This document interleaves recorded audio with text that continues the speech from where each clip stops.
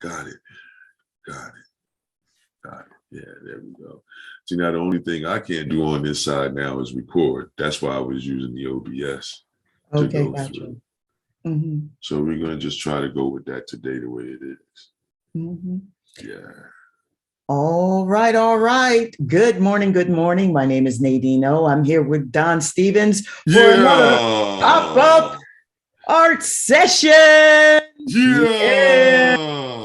How y'all doing, everybody? It's a beautiful, beautiful day.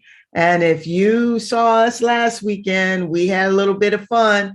I actually colored the little flower on my sister over here, and I was thinking about what to do in the background, Don, like to make it sort of like abstract. I started thinking about breaking up the background a little bit, maybe filling it because it's ink.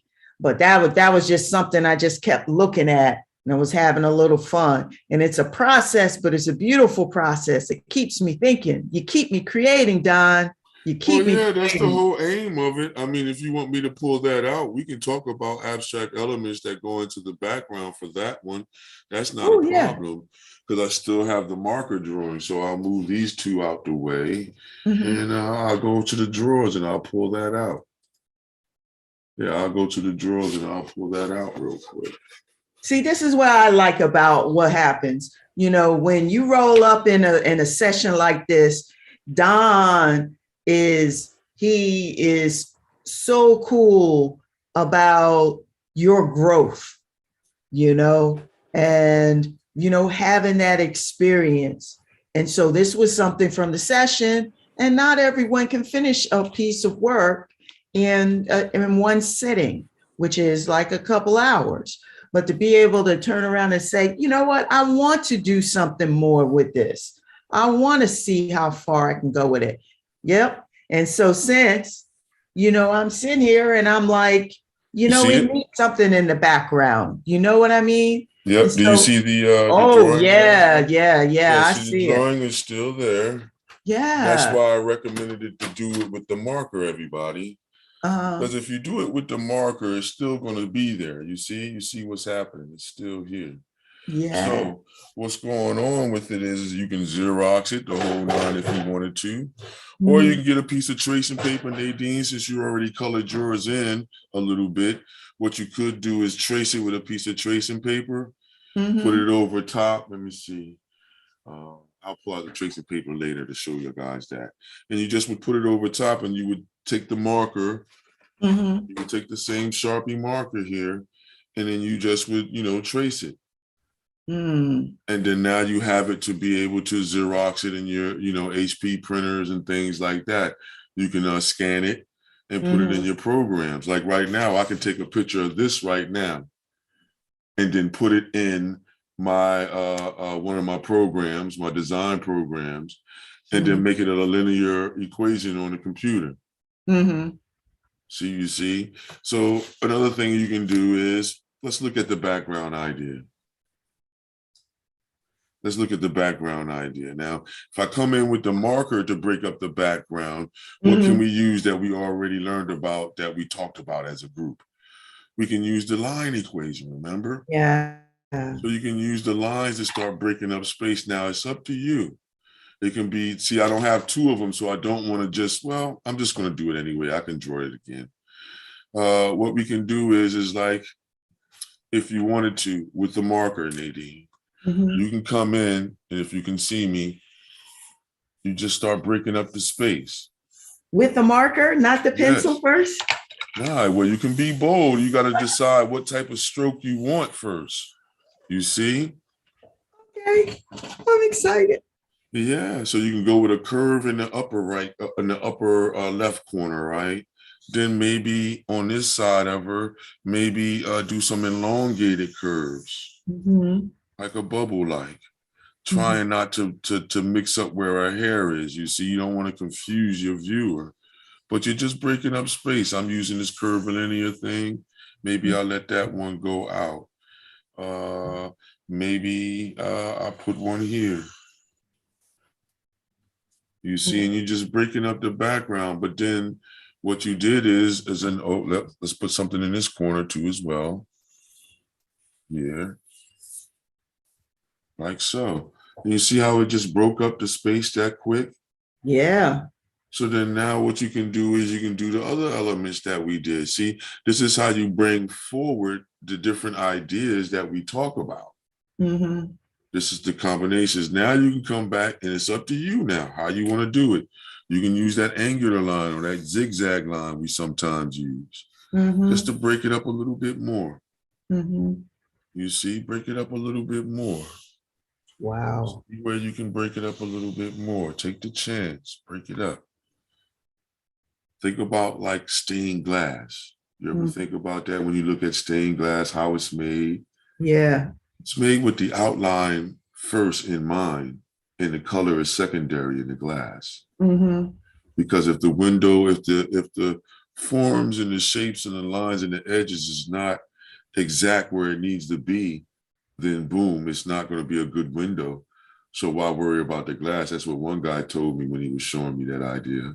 I was like, wow, that's different. But then you can use that idea. Say again? Say it again about the process when you're thinking about stained glass. Well, when you're doing stained glass, you're not really thinking about the color first. You're more so thinking like how you would do a drawing. You're thinking about the grout lines and these lines where, you know, you have to have it together where the glass meets. That's the whole idea, that edge. The color is secondary. You see, so all the edges and forms and everything has to be designed out in that window pane. You know what I mean? Before you even think about the color. You know, because the light dazzling show is beautiful after that effect. You put different colors in there. And that's why I'm saying you can think like that when you have the Sharpie marker in your hand. Think like you're doing something for stained glass, possibly. Okay. You're breaking up the space to have that going. Or you can do another one where you can break it up as a theme. Say, for instance, you wanted her to have a thought or something. Or she was about to say something, then you can make lines that would come from this area here from the mouth to be more aggressive. You see, like what color did you put for your flower? I use red. You use red. So then in other words, then let's use our other ideas from the color situations that we've done. Okay. What would we do if you have a certain main color, like, you know, what you said your flower was what again? Green? Red. You see how, you see where my mind went, right? Yeah, you went green. Which is the opposite. So then now what you can do is what? Let me see, where's the color wheel at? Where's my color wheel at? Oh, I don't have the color wheel drawing out. But I had a color wheel. Oh, all right. There you go. Oh, well, you got one of the real ones. Okay. I was going to say, pull out the one that you made. It's always a good one to go. Yeah, I know. You don't know where. I don't know where anything is right now, Don. That's why I'm in my dining room, y'all. Don't worry about it, Nadine. It's all good. The main thing is if you hold that up, right? Yeah, from the back side, probably. Yeah. And then see where red is? Yeah, turn it around on the other side. Turn it around. Like just turn it over. All right, which side is easier to see? That side that you had it on? Okay. Yeah. If you look directly across from red, you should see green. Bang. You see that? Now that whole neighborhood, as we're calling it, from yellow green all the way down to blue green. There's opportunities in those colors there and the interference colors going towards red. As opportunities to use colors in the background. Now look, you can use pens. Right. You see, I got all these colorful pens. This is why, oh, this is great to go over supplies too. Hey, Miss Paulette, we don't hear you though because you don't have your phone on. Yeah, it's on. Oh, okay, there you go. You see, and then now we have all these colorful pens, you see. You can buy these gel pens at the dollar stores and everything else. I suggest everybody invest in them. Cheap little pens, different colors. You can buy the expensive stuff or you can buy the cheap stuff. I have to buy both. So then when everybody wants to ask what is what, I can show you at least from one brand to the other and then show you all the similarities. So you can fill that in with color pens if it's small enough. Mine's is big. So then what's another idea that we talked about, Nadine and Miss Paulette, that you can use that we talked about for filling in spaces? Coloring pencils. There you go. You see, so then now you can have a nice set if you want, or you have the Crayola set. I have a bin of Crayolas over here and a bin of studio art pencils. I can take the whole bin out, but you can see I have the rubber band of just the gray ones here. So the Crayola ones are good and they're inexpensive. So, you know, you can buy them real cheap. You know what I mean? And just have a bunch of them. You know, when I teach the classes in the studio, a lot of times with the younger kids, that's what I use so the parents can feel comfortable. Prismacolor is a nice in-between one. You know what I mean? It's in between that high-end professional stuff and it's in between the low-end stuff like the Crayola crown. Okay. All right. So it's either or, you know what I mean? Which ones you want to use. Another one is a small watercolor set, remember? So you can take the watercolors and fill it in the background if you want to. And then lastly, it could be the acrylics. Now, with the acrylics, I would say if it's big as mine is the 18 by 24. That's why it looks so wonderful on the screen there. Hey, That's Miss why you say, oh, Paulette, wow. do me a favor and mute your mic right now. I think we're getting a little bit of feedback. Let's see what happens. And just unmute when you want to say something, okay? We'll see if we can cut that down.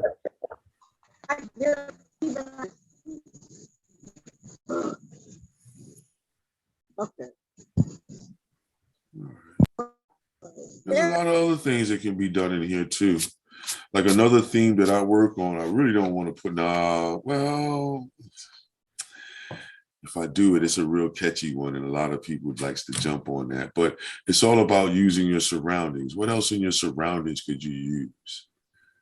Surrounding? Yeah, your surroundings. Like think about it, the current times that you're in, it's the information age. Everything is based upon light. So then we can use as an idea in the background also what they will call what? The binary code. You Numbers. See, I do these in, yeah, I have a piece that's called New Breed that was over at, what's the I forget the college, Lincoln, was it Lincoln? What's the other school? It's Lincoln and then there's. Lincoln Institute. Yeah, but then there's another school, not just Lincoln. It's It'll come to you. Yeah, but it's the other school that's in Pennsylvania. I have a piece of artwork up there in the hallway up there. It's called New Breed. So across the young man's glasses, I got the binary code going across his glasses into his ear from the background to represent the idea of the new age or the new period that we're in, the new millennium. So what I'm saying is also the idea of, now I'm not going to put it on here because I don't really want to put that idea on here, but then you can use different languages in the background, like ones and zeros, right? Isn't that what binary code is? Yeah, that I know. Ones and zeros at different movements. You see, they have another one too as well that's being used now in the quantum. So you can look at those things and use as design elements in the background. You see, so there's a possibility that this type of configuration can be used, or you can use words. You know what I mean? Like what would be the name of your flower, or what would be what she's thinking about. You see, she's sitting there, she's looking a certain way. She has a pink flower in her head or a red flower. Red flower, I don't know. Let me think about it. Yeah, think about it. You see? So, you know, you see the different things, and it's on, mine is on drawing paper. So it's the 18 by 24. I still can use the watercolor if I want. Right. I still can use the pens if I want. You see? I'm on mixed medium and I was using coloring pencil for the flower. It's the same one. It's the same heavier paper. It's about like a 90-pound piece of paper. So it can take watercolor, it can take color pencil. It definitely does well with marker, color pencil, things like that. It's where the and the color pens. it's the watercolor that you'll start having the problem. It'll be the acrylic where you definitely have to have it like how this is. See, I didn't know which way he was going, so I had like 5 boards ready for us. So this is 9x12, and I'm using the plate finish watercolor on this one. Got you. So the plate finish is the hot press. So it's flatter, so you can use your pins and everything else, and you get a smoother result. Oh, you see, and you got a heavier piece of paper. Now this paper is a little bit heavier than Bristol paper. That's all. Okay. So that's why I tell people you can get the Bristol paper. Go to Home Depot, no, not Home Depot, go to Office Max or Staples and buy what they call cardstock or what they call cover paper. Right. And you also, the last term is Bristol paper. I would use all 3 of those terms because somebody's going to understand it based upon those 3 terms. So if you say cardstock, if the person's a printer, they're going to say, oh, okay, you mean a heavier paper. And you say, yeah. That's all you say, yeah. Yeah. You know, and somebody says, oh, cardstock. Oh, okay, I know what that is. Yeah. You mean the Bristol paper? Then you go, yeah. You know, so these are the terms that's in there. So it's like, it's up to you guys what you want to fill in the background. We can break up the background even more with the marker if we wanted to, or you can do it with the pencil first. Gotcha. If you don't feel safe, right?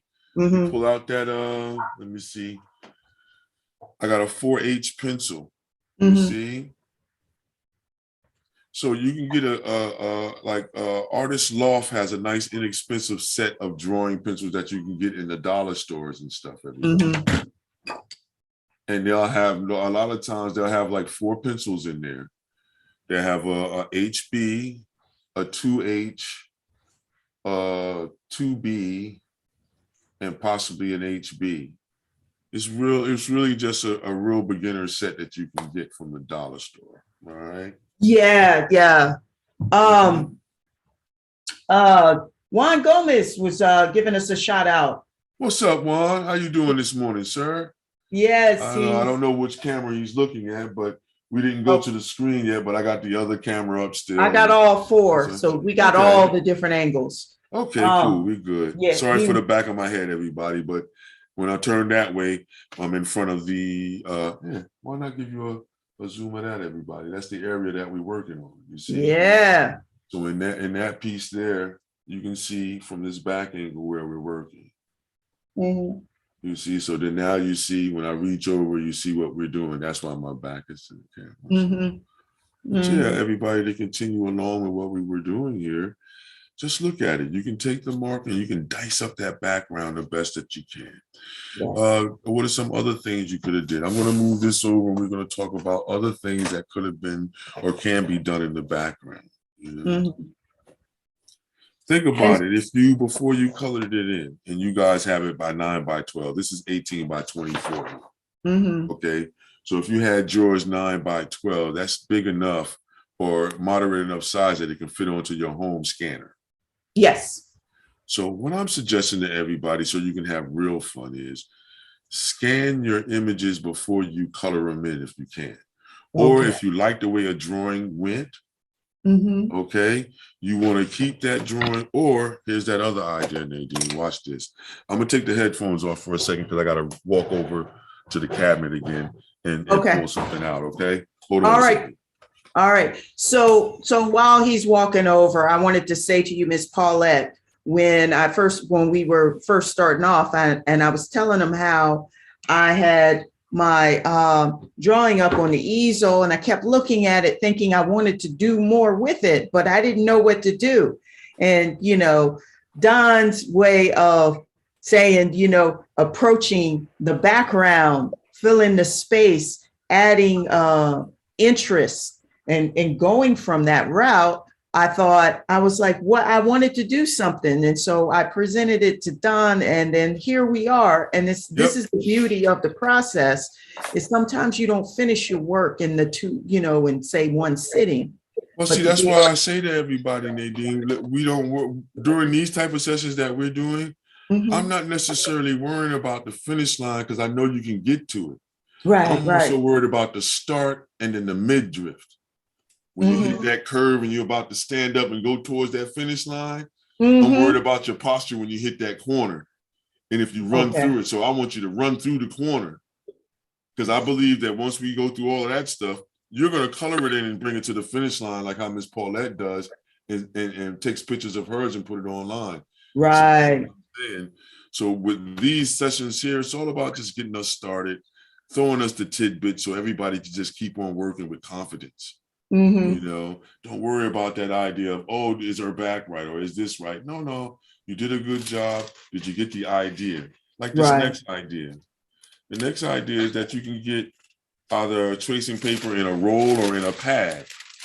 I have this tracing paper in a pad, you see? Right. You can buy the bag real large. This pad of tracing paper is, you get 50 in there. It's a Strathmore.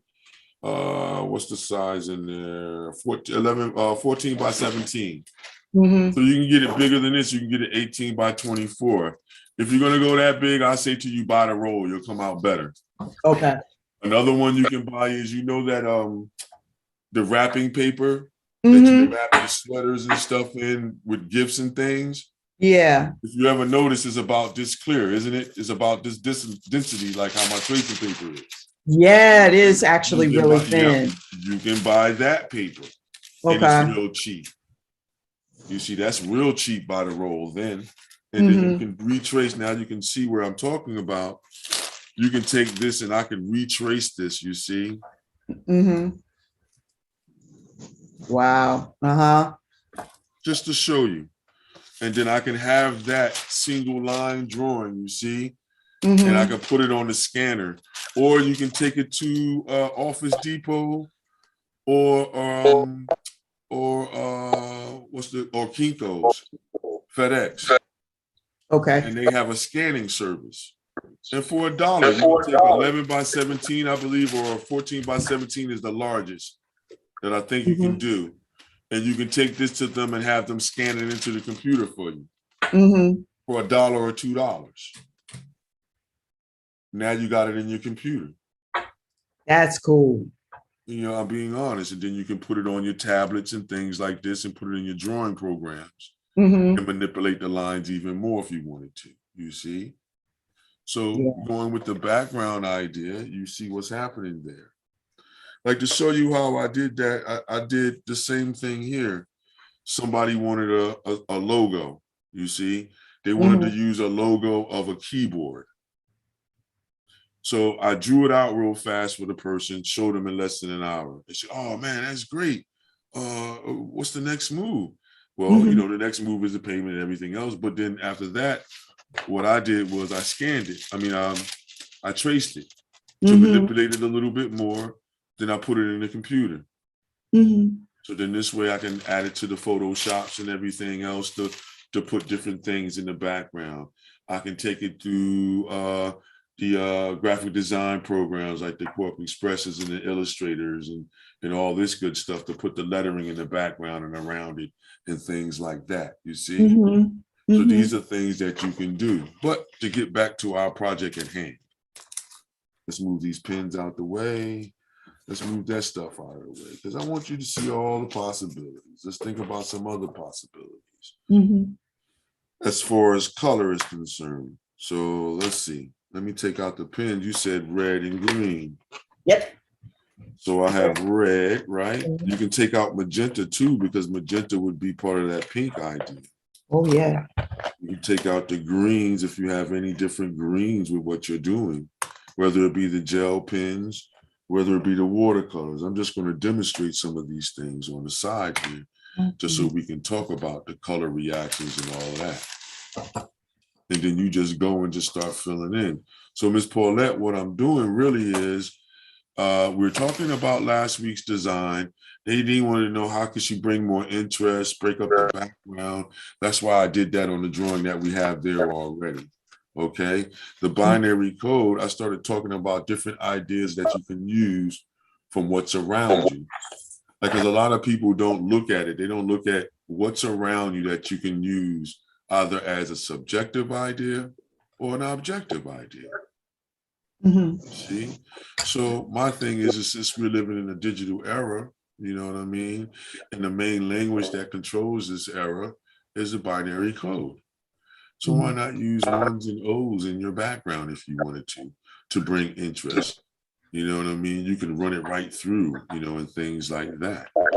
You see, now with it being, we're talking about red and green is because Nadine started her young lady off with a pink a pink flower in her hair.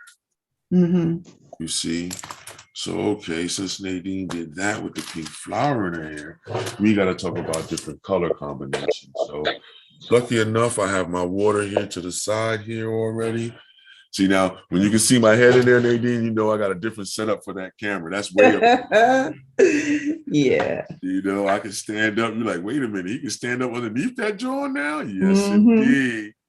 So then let's look and see. We look, and it doesn't matter, even if you had the inexpensive set. I can't get to those right now because I got the card in front of those. But if we had the inexpensive watercolor sets like the Crayola sets and stuff, you would do the same thing. Look, we have that red there, right? And Nadine, you said you did the pink. So then all I would do is mix up. No, I use red. You just use red and you diluted it a little bit to get your pink idea? Okay, so then I'll do some of the dilutions here to show that idea, you see? There we go. Can you see that on the screen? Yeah. So I have the red one. We can make that red even a little bit more intense with less water, more pigment, you see? So then now, since we have that, what are some of the opportunities as a background color around that pink? Well, we can use a green. We can use a lime green that's in your set. We can use like a hunter green or a viridian green or a hooker's green. Hooker's green. Yeah, it's a such green called hooker's green. It's right in the neighborhood of viridian and all that other good stuff. Yeah. Then let's see, what's this one here? I forgot what this one is. Yeah, this is a darker green here. Almost looks black, but it's green. You see, there you go. You see, so then you have opportunities where you can use that. You can take it and put some of this red inside, green inside the red. And now you have a certain golden color that you can use as well. You see what I did there just to show you that idea? Yeah. That's taking the red and interfering with the green to get another color or another vibrance, you see? These are colors that you can use in the background. You see? What happens if you use certain greens and you just would do what? You can add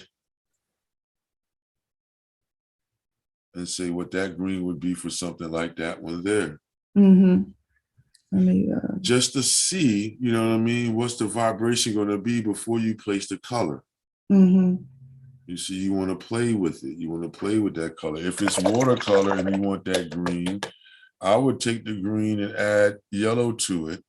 So then this way, it's not necessarily a lime green. It just has a little bit more punch than a regular green, you see?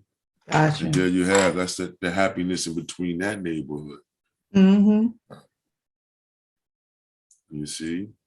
Now, even if you have a Crayola set, you can do the same thing that I'm doing now to figure out what color you're going to put in the background. Ms. Paulette, you have the tempera type paint that you call the finger paint.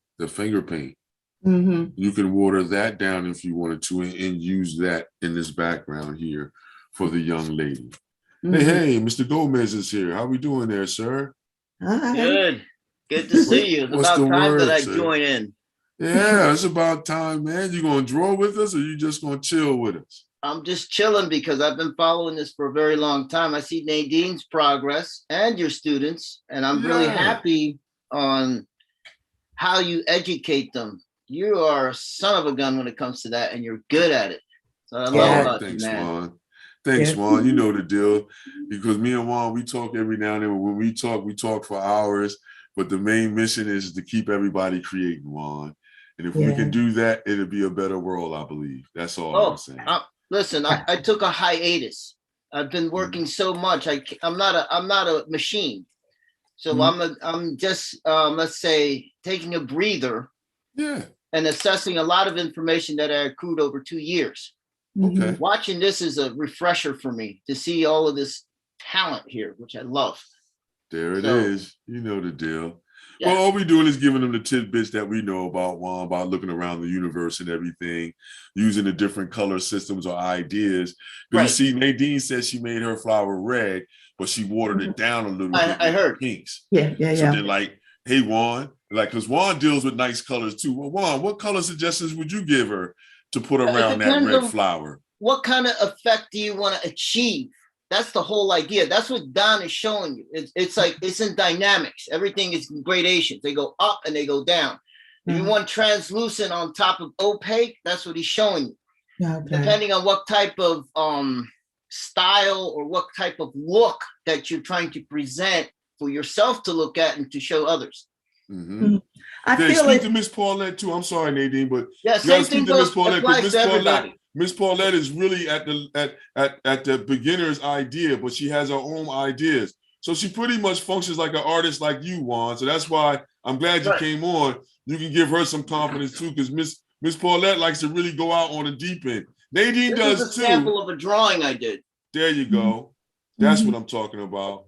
That's a sample, but that's is that in ballpoint pen? Is that one of the ones in ballpoint pen, Juan? No. That's a graphite drawing. But as you're explaining, you're dealing with a lot of gradations and tonality. That's what he's showing you. On the paintings that he has there, same thing. Only thing is, Don and I, we're very precise. That's what he's showing, precision, but you don't have to be. It's how you perceive your precision and what you do with it.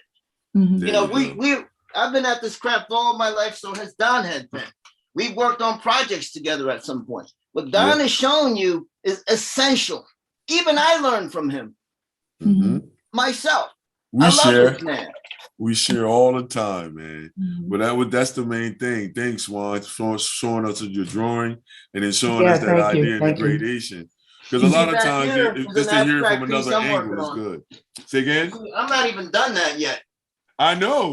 Like, you keep going. I know you, Juan. So that's why I'm saying, you know, it's great that you gave us that tidbit, man, because I know the deal. And I know everybody else is going to enjoy that. And especially on the video here when everybody watches in the secondhand world, you know, watches it over again and things like that. So thanks for those tidbits, man. You are the teacher, Don, and I love what you're doing. I'm learning from you. Oh, man, stop it. I'm not kidding. I know. I'm learning from you. Just borrow whatever, because whatever it is, it opens up to other terrains. So I may touch on one or two things that you're looking at and say, hey, let me look at this and see if I can fuse one or two ideas in what I'm doing based upon what you know about the information. And that's what this whole community is all about. You know what I mean? No matter what level you're at, we're trying to get it so that everybody will create and we can keep everybody motivated. Individuals like Miss Paulette, individuals like Nadine, like yourself, like myself. So, you know, let's keep creating. That's what the hashtag is all about. Keep creating. All inspire each other here, all of us. That's it. So then, you know, this is what I'm going to do now. What I'm going to do is I'm going to take the tracing paper, and the beautiful thing about tracing paper, and Juan knows this as well, you can do like your how would you say, your tester out to see what it's going to look like on the area before you actually place it.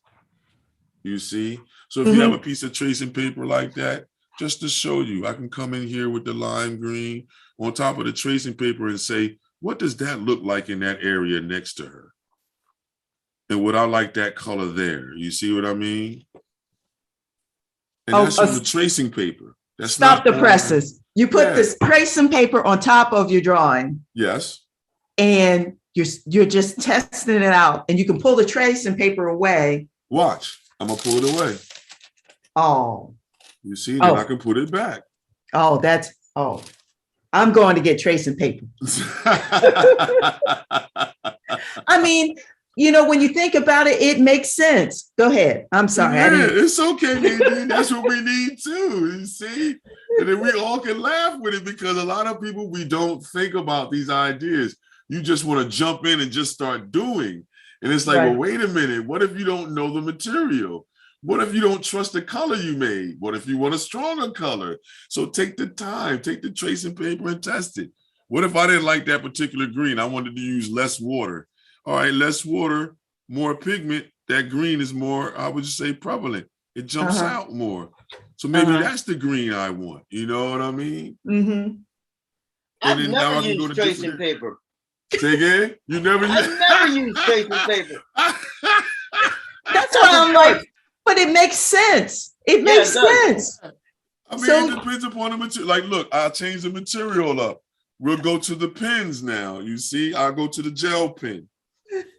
So I got the green gel pen, right? And I'll fill in this. Oh, no, let me take the wax off. These are brand new. So let me take the wax off the tip. Yeah, that's careful everybody. With that gel pen, because you don't want to, because that tracing paper is thin. That's gonna rip that surface. You know that. Oh no, I'll take your time, light touch. You see, I'm just doing circles. I don't know if you can see it from the camera angle where I'm at. Right down here. So maybe I'll use a darker green. I think I have a darker green one. Let me see. Oh yeah, I got another one over here in the big style. Yeah, let's see there. All right, and then right on the tracing paper. So if you're not seeing it on the camera, I can see it here in person. Mm-hmm. You see, and then what you can do is the same thing. You can test out the pens and everything to see how it would look in your scene. If you like it, yeah. If you don't, like, nah, let me get something else. You know what I mean? What if you wanted to use different small movements in the background? You can do the same thing with the tracing paper, like how I said with the ones and O's. You can come in and start putting the one and O's that you want to put in. Remember the opaque and the translucent? That's exactly what he's showing you. Mm-hmm. So then that's all you want to do, everybody. Have fun. What if it's different words? Test the word out before you put it in. You know what I mean? Or you get good enough to where as where one is, you can see it and then you just place it because you saw it already. That's when you're at the height of your confidence of your movements.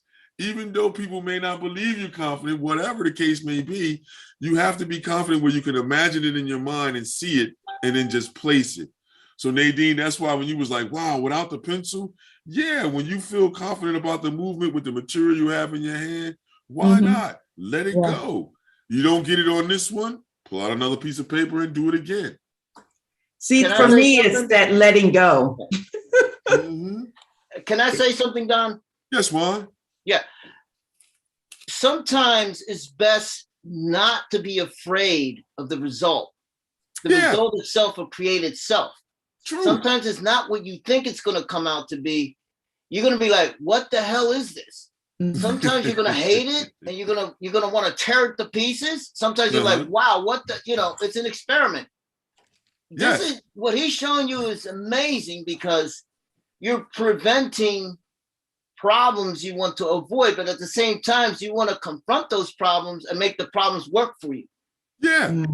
Well, this is where you can encounter the problem on the tracing paper ahead of time. Some people, they don't want to take the risk, and that's what's holding them up, that perfectionist mode at that point. Exactly. So what this does is this is like a transition period. Instead of doing a thumbnail to go to a larger piece like they would do in academia, we were going to, do something from the 70s or 80s type of idea, tracing paper and overlays. You know what I mean? And you use that idea so then this way you can save yourself a headache if you want. Or you got a series that you're working on and you're not caring about that, then don't worry about it. You just go for it. And you get on the next one. Get an aspirin. Or a coffee one. We coffee drinkers out here. Coffee, tea, whatever you want. Much for me. No coffee for me. And then you spike your own coffee. We spike our coffee with turmeric, ginger, and other things. You know what I mean? Light cream and the whole nine. Or we do chai tea. Right. So we haven't gone there just yet. I already drank my 1 cup already. So me too. I stay away from coffee. I'm too hyper. Oh man, that's a staple over here, Juan. But everybody. I do the worst. I drink Pepsi. Oh no, that's the one that gets your teeth. Remember, I worked at Coca-Cola. We used to use the darker sodas to clean things with. Oh, I know. But that's my coffee. I feel you. But yeah, everybody, then when you get it, if you don't, so you can go either way. But if you're struggling with the perfectionist idea, I'm saying if you can get some tracing paper and test out different things, then I would go for it that way. Even with the acrylic paint, you can do it. Color pencils. Hold on, wait a minute. Let me pull out the color pencils. Shout outs to Nadine for inviting me. Thank you. Oh, You're welcome. No problem. It's a pleasure to finally meet you face to face. Okay. Thank you. Vis-a-vis, face to face. There it is. So Look, here's the video green. camera to video camera to video. There it is. Content creator to content creator. Yeah. You got those coloring pencils? Yep. These right here, this set here is the Prismacolor ones, everybody. So what I would say is when you go to the stores, look for the damaged stuff too. This can was damaged and I got it for 80% off. Wow. You know, so I'm always giving tidbits like that too. Anywhere, any store you go to, look for the damaged stuff first. And if you can work out the damage, like a busted cap on a watercolor container, a busted cap on a oil painting tube, you may be able to take it and go straight to the manager and ask him, hey, you know, do you mind if I buy this at a discounted price rather than you just throw it away? Yeah, there it is. You see it? Progress pencil. Then I come in here with the tracing paper again, Nadine. Look. And I can color it in. I can also use the hand sanitizer and the alcohol to spread it and blend it if I wanted to see how that would look on there. Yeah, I was dumbfounded by that. Yeah. Y'all, hand sanitizer. Mix it with the material from the coloring pencil. Yep. And to affect it. Blend it. Yep. It'll blend it out, fade it out for you, things like that. You can use the hand wipes too, the sanitation napkins. And some baby wipes are reactive too as well. Wow. The alcohol you're talking about, how it reacts? Yep. Right. It reacts with it and it breaks down the wax. And I know with the Prismacolor and the new pastel ones, they break down real good because they don't have a lot of wax in them. It's like pastel with linseed oil. Yes, it's the same effect. Right. Yes, the same effect. But now when you get to the Crayola crowns and stuff, you need something a little bit stronger. Sometimes the terpenoid works with those, but then you got to worry about the smell. So if you could, you just got to, test the material. I would say you try to get the Prismacolor or a little bit in the Artist Studio Loft color pencils. Because the Crayola crowns have a hard time breaking down. They're beautiful colors though, but if you want to use this idea of the hand sanitizer, the Crayola crowns don't break down well with the hand sanitizer. Okay. They'll break down better with the raw alcohol or with the terpenoid. Raw alcohol, like the one that you can get at you can use the one for like the body rub one. But get the higher end one, get the one that's over 70% alcohol. Okay. Or you can go to Home Depot and you can buy the alcohol there. Still, I forget the name of it, but it's the alcohol that you can use there that you can use with your artwork. They also have other things there too as well, but we won't go that deep into it. We'll just say just use the hand sanitizer if you can. You do have the Crayolas. Try to get yourself a small can of terpenoid. Not turpentine, because you might not be able to stand the smell. Right. The terpenoid or the mineral spirits. And you can use that on the Crayolas to break down. So it's how powder reacts to liquid, or sometimes how solid liquid acts to a type of powder. It's almost like a chemical reaction, some sort to, how can I say it, to blend and actually you can actually use a Q-tip. Yes. All it is like how it gives you almost like a watercolor effect, Juan. Exactly. That's what it's doing basically. Or like how you would do duotones. It gives you that type of effect. That's decent. You're using the acid. Yeah, that's another one you can use. Acetone or acetate. There you go. Right. Well, that stuff will mess up your hands though. Yeah, but it breaks down the wax in the color pencils real good and gives you a nice blend. But that's the only drawback on it. You know what I mean? The chemical aspect. You know what I mean? Yeah, so you really got to be aware of that. That's why I don't like to go too deep into it.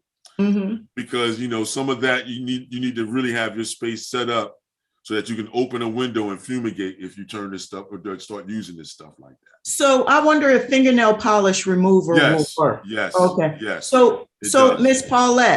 Miss Paulette, so you get what's happening here. It's like maybe you don't have paint, but you have coloring pencils. And then you turn around and you pull out your fingernail polish remover.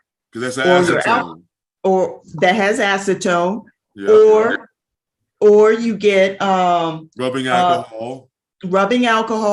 Or hand sanitizer. And mix. And so how are you applying it? You can apply it with a Q-tip.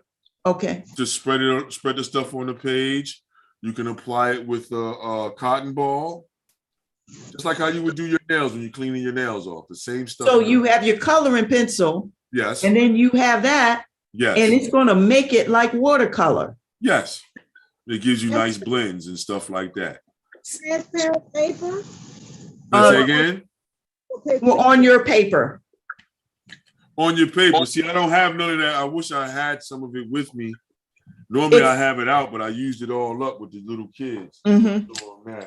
So I don't have any more, else I would demonstrate that. So I am sorry about that, everybody. No, that's okay. If you look at your fingernail polish, it's an acetone. Right. And acetone is used in different printing processes.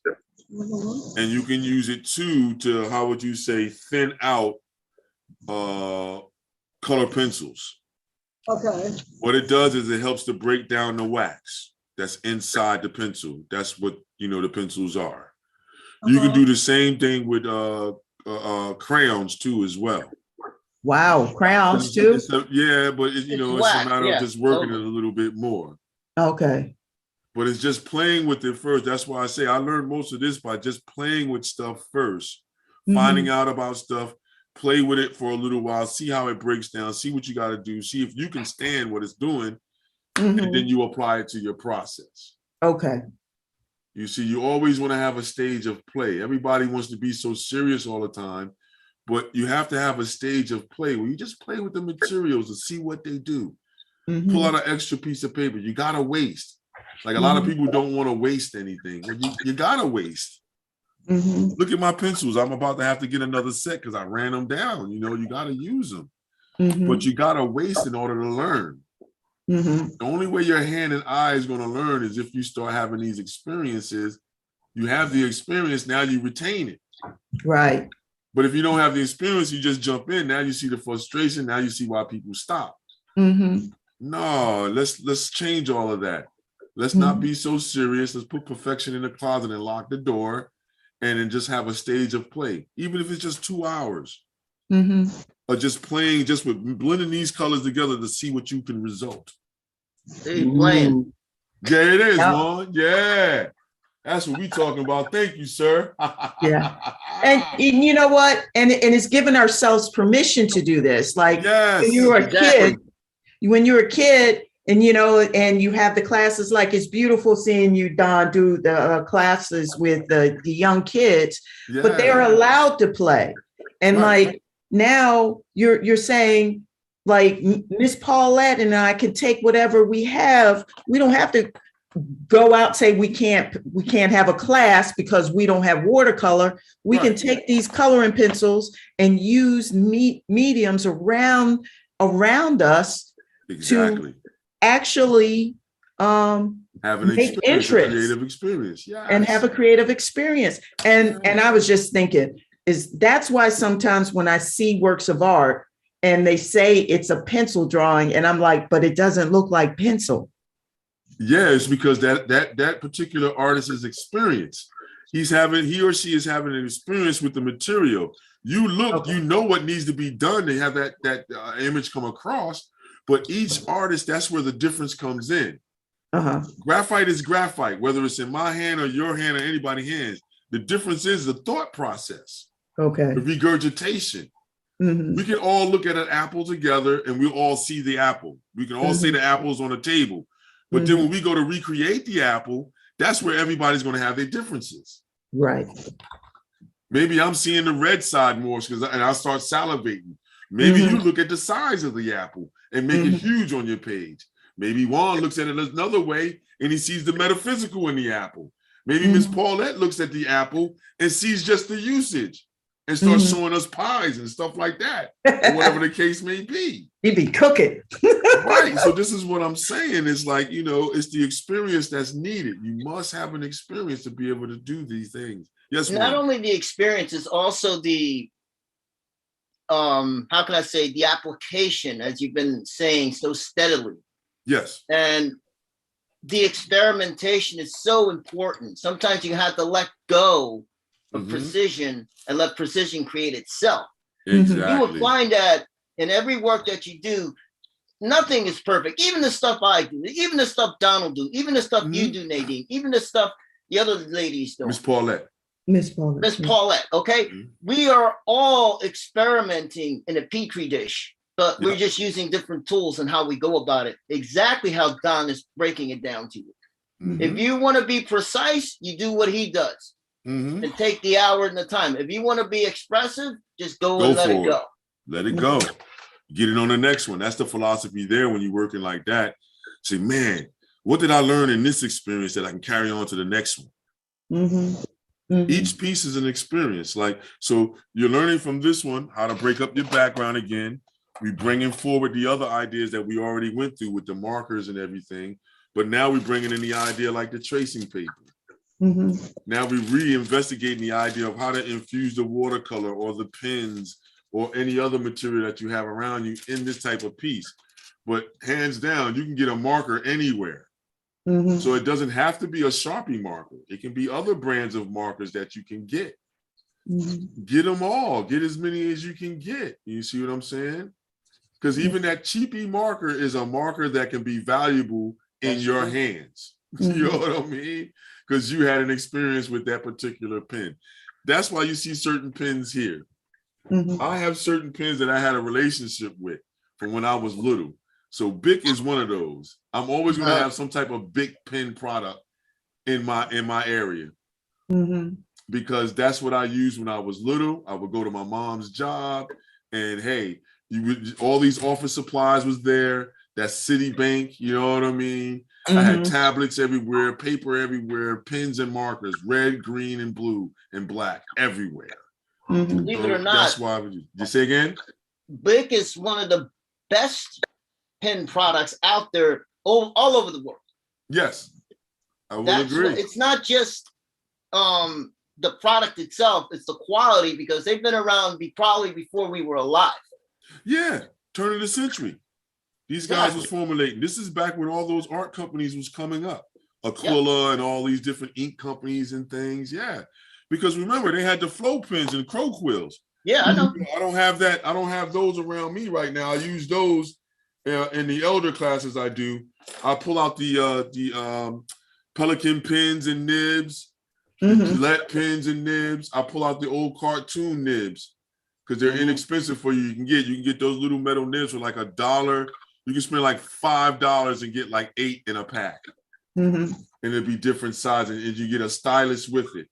And you just get a little bottle of ink and you just get the drawing with it. Have you thought of the calligraphy sets that they sell in Ross? They're real cheap. They're like $14, $15. I got one. I just can't get to it, Juan. I got one. I just can't. You know what I'm talking about. Yeah, you can use those flow pens. You don't have to do the calligraphy part. You can use them for drawing. Right, the nibs. Right. Yes, the nibs with the vessels on the back. Yeah, they have the vessel in the back that holds the ink. Those are pretty cool. And they're very inexpensive. They're not the best, but they'll still achieve an effect that you want before you go into the best. That's trainer mounts. Right, but you know the deal. It's all about the how would you say, the person controlling the material, not the material itself. But you can take something you can take something that's, you know, how would you say, substandard at that point, as they say, and make it look magnificent. That's the whole thing about the art world too, as well. Taking the very least and making the very most of it. All right now. There it is. There it is, Juan. That's what I'm talking about. I'm inspired by this energy, so thank you. Yeah, but that's what I'm saying. You know, see, for artists like yourself, if you guys come in, you're doing exactly what I imagine you guys would do. Just use the energy. Throw us tidbits. Yeah. You know, make somebody like Miss Paulette understand some things from another perspective. Yeah. They're teaching me. Yeah, that's what I'm saying. It's a give and take. We're going back and forth. Thank you. Everybody's Like you're giving a teaching us. tidbit, but for individuals that don't have a lot of experience, this is what this is all about. You get to hear all this good stuff. You can write it down on the side, and you can go looking on your own terms. We can't say they don't have experience. They have a lot of experience because they lived a long time. It's how Yeah, well, that's the experience. point. That's the point of the whole group, then. Right. Because that's where Nadine is specifying, right, Nadine? Absolutely. You're like, hey, it ain't over after 50. That's how we all got started, Juan. Right. To bring you I'm up to date. 52. You're 50 something. She's 50 something. And she's 50 something. Okay. Well, watch out. Don't tell don't tell the lady's age now. That's in trouble, Juan. I try not to do that. That's a dangerous thing. Yeah, they're over. There's something over there. That's what I would say. There you go. Being a politician, good. There you go, man. I'm telling you, I've done this enough to know to stay away with females. You stay away from that. Unless they tell you their age, exactly. Yep, and whatever age it is, you go find. That's what it is. To me, they're young at heart.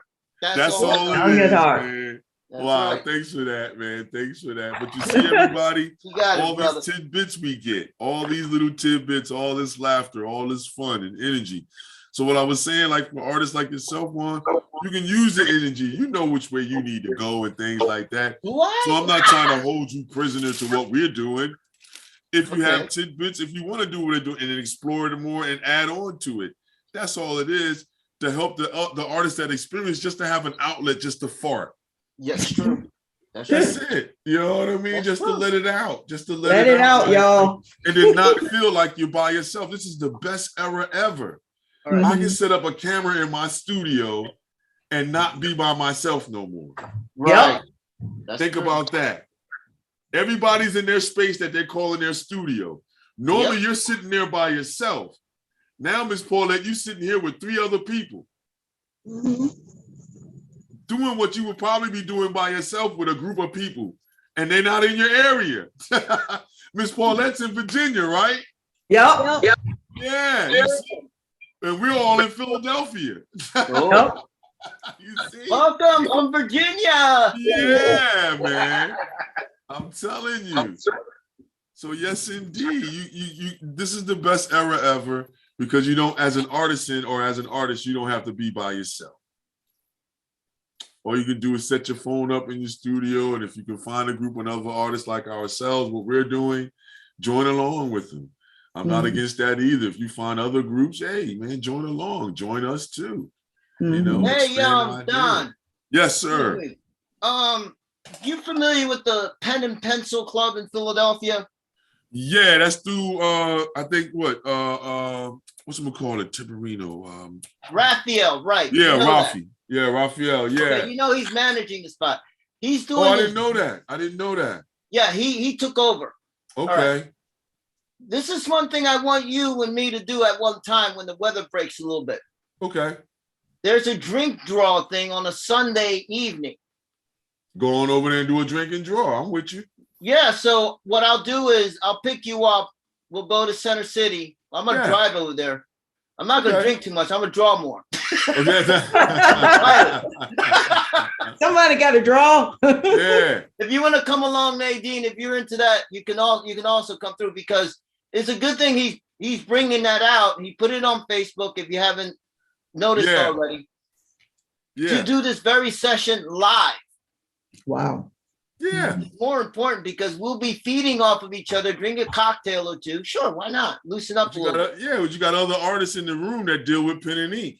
Absolutely. The traditional style, you know what I mean? Nadine, if you're available, you're in Philly, you can come out, you can come out with us, and we'll do and we can actually do don't worry about it, Nadine. Live over there. I'll break them in for you, Nadine. I'll break them in for you. And then when you come, they'll be ready for you, Nadine. Oh, okay. That's an idea. That's an idea if you want to run with it. Yeah, no. We with it. Okay. We just, we'll work it on off the camera. We'll work it out. We'll work it on. Yeah. And then wait for the weather to shift. Yeah. But and for those watching this in the rebroadcast, stay tuned for any extracurricular activities in regards to painting and drawing. There it is. On our Facebook group. Okay.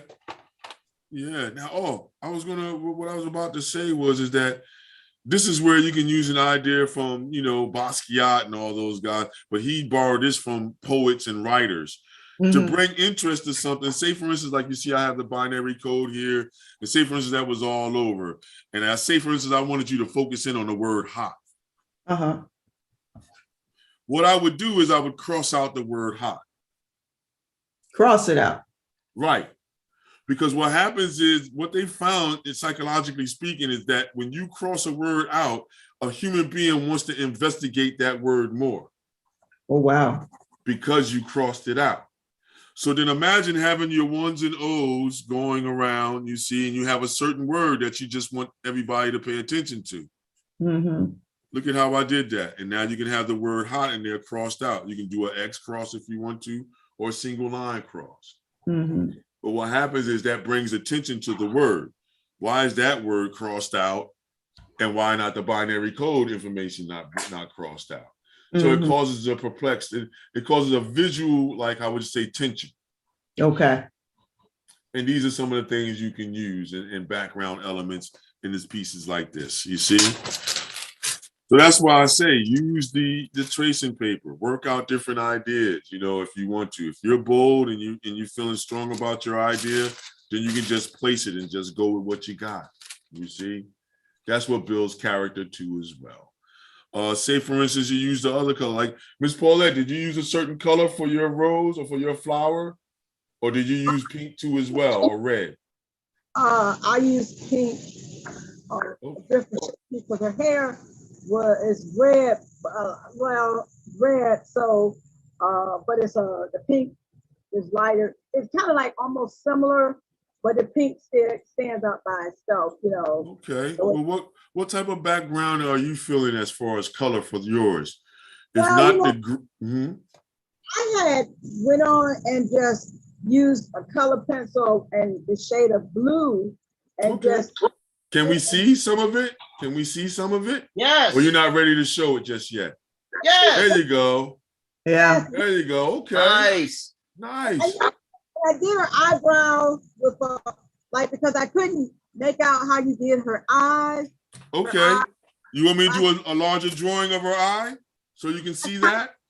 Looking at it now, and it looks like it's open, but the way it shaped, I couldn't do that. So what I did was her lid closed with her eyelashes down, and then put her. Okay.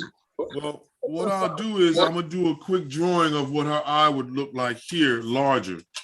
Okay. Because mainly what she's doing is she's looking over her shoulder. So you're seeing the bridge of the nose, just to give you a basic little idea. You see the bridge of her nose like so, you see? What happens is a lot of people, they'll put the eye right on the edge of the bridge. You can't do that because your bridge sits out in front of your eyes. You see? So what happens is you have to give us a space away from the bridge of the nose, you see? Yeah. And then show us the eye like so. You see that? Okay.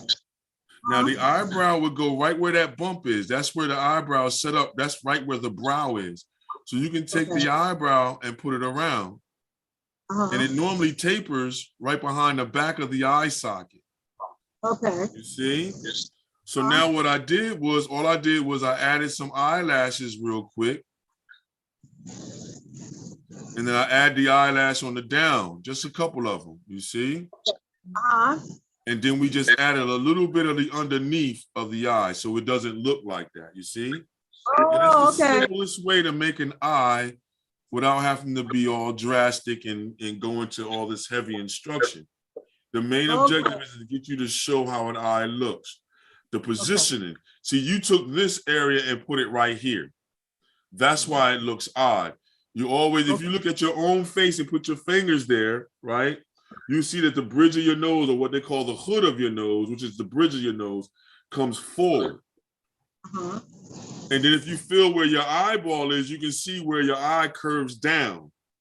You see, so where the hood of the eye meets and where the opening of the skin of your eye meets, where your tear duct is where the edge of your eye socket is. It's always going to have the bridge of the nose in front of it, in other words. Okay. You'll never like a have a cliff. situation where that eye is going to be right on the bridge of the nose. Okay. It's like So always edges got of to a have cliff. space. Say again. Edges of a cliff. There you go. You see on the mountainsides, you see the edges of a cliff. Yeah. You see them overlapping each other. That's what he's trying to show you. But Okay. sometimes they're wider, sometimes they're closer, depending on the structure of the face. There you go. That's all. Yeah, no, that's good. Man, Juan messes with faces all the time. So yes, you know what I mean? He's a figurative based artist, as you might call it. Figurative artist, figurative expressive at that point.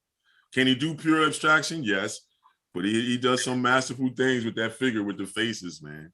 So, you know, take that suggestion. Adding on to what he's saying. He's the expert. Nah, you too much, man. I'm gonna stop messing with you, man. This is your class. I'm just a guest. This is our fun. Yeah. There you go. And Nadine O, you know what And I'm Nadine saying? O. Thank you, There Nadine. it is. Shout out to Nadine. That's Yeah. right. Yeah. You see, Miss Paul. And thank you, Don Stephens. You're the brains of this. No problem. We all takes more than one brain to make an activity go. That's But you're true. the brains, brother. Teamwork make the dream work. You know what I Yeah. mean? Absolutely. And we're in Philadelphia, and the motto of Philadelphia is what? Philadelphia's Monumentus. I believe that's the Latin derivative to keep brotherly love and sisterly love going. That's what they say. Yeah. Yeah. To add on to her saying about the eyes, look at what I'm doing here. You see the difference of lines here? There you go. Uh-huh. The thickness and the thinness. Uh-huh. That's what you want to deal with when you're doing the edges of the face. You got to be very careful. The thickness is further away. The thinness is closer to the light. Okay. Because if you don't have that correct, you're going to get a really weird effect that you may not like, or it may work for you. Okay. Right. So that's where I come in and I say there is no right and wrong. You just do it. If it hits, you keep it. If it don't hit, you move it to the side. Yep. And do another one. You Well, always want to keep doing another one, do another one, do another one. Never stay in the mode of just doing one. That's my whole thing. Always try to do more than one, because you'll learn more. You'll get to the point where you can have make one. Mistakes. Make the mistakes work for you sometimes, because you'll be surprised what mistakes do. Oh, what we say, Nadine? Fail all day, fail all the Day. time. Because Nadine it's not really failing. Exactly, it's gaining the experience. So Nadine is still fighting with that, Juan. No, she knows what she's doing. She's just playing with us right now. Yeah, no, she does. She fights with it because she'll turn off the camera and then turn on that closet perfectionist out of nowhere. Yeah. She's just not aware of it yet, but she knows what she's doing. They I all know that much. They all know. You see how Miss Paulette takes off. You see that? Paulette's listening. She's good. Yeah, man. I can't wait to see you finish, Miss Paulette, when you're gonna put it on the on our Facebook page. Yeah. And right now, I don't know. We don't have picture from her, so hopefully she can figure that out. Miss Paulette, you may need get to work, damn it. You may need to jump out and jump back in again. Yeah, you froze up, it looks like. I'm fiddling around. I'm having fun, see? There it is. I don't care how I like that orange you put in the background, Juan. I like that orange back there. That's actually skin flesh color. Okay, cool. It came across like orange. There you go. There you go. You back, Miss Paulette. All right. You have froze up earlier. Yeah. All right. Anything else you want to be showing? Doing? Yeah. Anything else? Any other possibilities? Because we're all in there. If we do another color, like if that's just for anybody else, the idea is that whatever your local or main color is of your flower, I would suggest to you trying to use the opposite. The opposite. Right. And you see what I'm saying? So then if I was to do, let's see, let's just talk about it real quick. I'll take a pen. Yeah, let me just take the marker. I'll move over here and just do a quick color wheel. So I do the circles for the primaries. The triangles are your secondaries, you see? Okay. Your squares are your tertiary.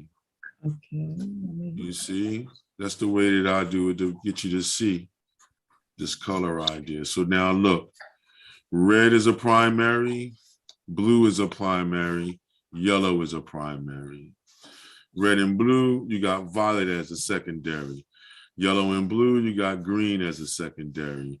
Yellow and red, you got orange as a secondary. Now your tertiaries are what?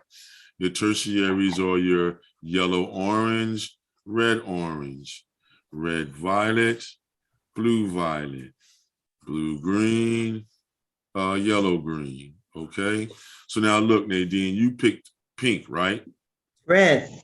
Well, red. You just use pure red, right? Mhm. So the opposite of pure red is going to be the green. Green. But now what happens is from this middle meridian point here, you have the opportunity to go yellow, green, blue, green, and blue. Mhm. That's what you can use. You can use any one of those colors as background elements if you wanted to. You can also use what we call the interference colors, adding a little bit of red to that green to give a different temperature of that green to use. These are colors that you can use as a possibility in your background.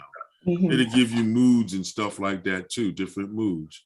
Mhm. You know, they call them incandescent colors, interference colors, cancellation colors, things like that. These colors in between there. Mhm. You see, so that's what we mean by being able to pick. You made your flower red, then you can do that. Okay. Say for instance, you picked another color. Say for instance, you made your flower red violet. Then that means you can use yellow, green, and blue green. Mhm. You see, you can click it around. And this is a lot of times when I'm giving classes, that's what I suggest to people. We just click around during the color session. We pick a color. Now you got to, work the color in your scheme. Mhm. Sometimes we'll make up things, you just make up a scene. And then now we're just going to color it by not what you're seeing at the still life. You're coloring it based upon the idea of what color schemes you're going to pick. And we just go around the color wheel and you just start picking them. And the more the more you acquaint yourself with the various colors that you can make by hand, the more explosive your pieces are going to become too as well. Because you're going to have more experience with color. You're going to be able to see. See, that's why a lot of graffiti artists beat up on a lot of artists nowadays. Because the graffiti artists, they see color right away. It's all intuitive. They can go in the store, look at the can caps, know their color combinations from their usage, and know how to run with those colors. And if you don't, and those of you out there that don't believe it, go around your city and look at the murals. Mhm. And you'll see some amazing things from these graffiti artists, and you'll be shocked. And the speed that they do it at. Hey, Miss Paulette, what's up? Hey, look, speaking of graffiti, Okay. I'm going to Boston a few weeks ago. I've never seen so much graffiti before. Going from here all the way up to like points of Connecticut. Yes. Graffiti everywhere. And it was created, and some of the words didn't make any sense because I look at everything. It was like, what in the world is this word? It's just like they just be saying something, but they color it, Yeah. It was like, where? It's like, I was like, I've never seen so much of it before, ever. Oh, you just got to come up to Philadelphia. We can give you a tour over here. Do you know where graffiti started from? Here in Philadelphia, cornbread. Well, see, that's the battle. That's the battle. I know cornbread, and right. It started we have here, different discussions, and it migrate to New York. Oh. You know the story, man. See, I'll just let that lay then. I'll let that. That's what I know. You educate me about it. If you know something, please tell me. That's what I know. Well, what I'm trying to say to you is this: with graffiti altogether, you have to have a place for it to breathe. You're in a Quaker environment in Philadelphia, so Quaker control is different. So that's the difference in what happened. Yes, cornbread got certain things off because he was one of the first ones to put his thing on an airplane. That's what got him. He put his tag on Michael Jackson's plane when they was a Jackson 5. Oh, really? Wow. Yeah. So when he did that, so when cornbread did that, that took it into, to a whole nother level. Right. That's when they started putting security at the airport because of cornbread. But as graffiti as a whole, they couldn't get it off the way that you get it off in New York. Why? Right. Because the elite in Philadelphia are all Quakers. They believe in cleanliness. Oh, they're nuts. Right. Yeah, they believe in cleanliness and order. So you're not going to do that in certain places. Whereas in New York, you have a lot of space and opportunity to let that go, because long as you're not downtown in Manhattan, long as you're not down in Wall Street, long as you're not in Bowling Green, long as you're not down and around Bowling Green, you can do whatever you want, they said. Right. So then that's what happened. That's why New York gets the big acclaim for it, but Philadelphia gets second position, but not realizing that Philadelphia is really first because of Cornbread's move. Him putting the tag on the Jackson 5's airplane, and it flew around before people took it off, and everybody started asking, "Who's this Cornbread? Who's Cornbread?" Because remember, that's when the movie Cornbread and Earl's about to come out, and all this other good stuff.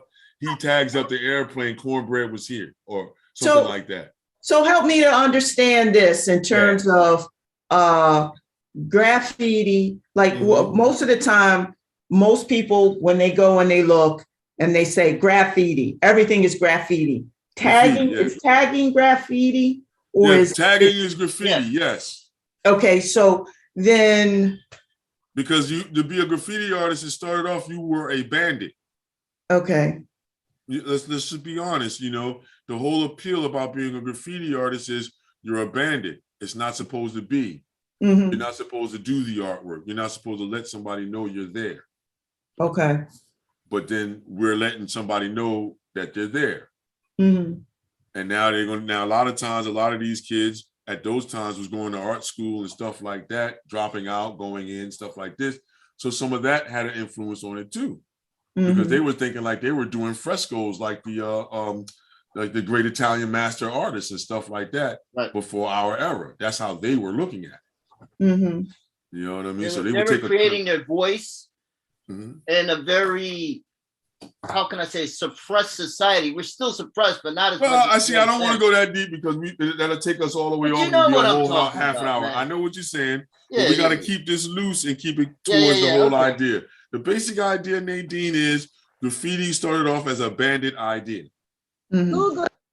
We know, but we want the live interpretation, Miss Paulette. You know what I mean? So the live interpretation is you started off as a bandit culture. Then it started to get more interest because certain artists started to take it different places. Cornbread being one of those artists. Then you have a contingency that comes from Chicago.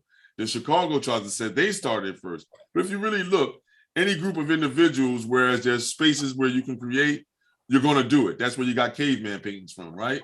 There was space on the wall. They need to tell a story about that animal that ran up on them. They drew it on the wall. You know what I mean? And from there, we've been drawing on walls ever since. So you can look at that as that being the same thing too as well. Going to Basquiat with Samo, and he did a collaboration with Al Diaz. And then all he didn't associate himself with art until later. All he did is write poetry all over New York City, going against the establishment when he was a teenager. And that morphed him. He was always drawing, but that would really open up his mind to what he has seen as a child when his mother used to take him to the art museum, all the MoMA, all the museums in New York City, to be the artist that he turned out to be at that time. Most definitely what you're saying. Well, he wanted to be a cartoonist too as well. So all that fused in. And he channeled all his younger ambitions in. And when people call him, say that he's channeling his younger heart into it, he used that too as a vehicle to get people's attention. Absolutely. So with graffiti work, though, the whole thing is you're what? You're considered a bandit.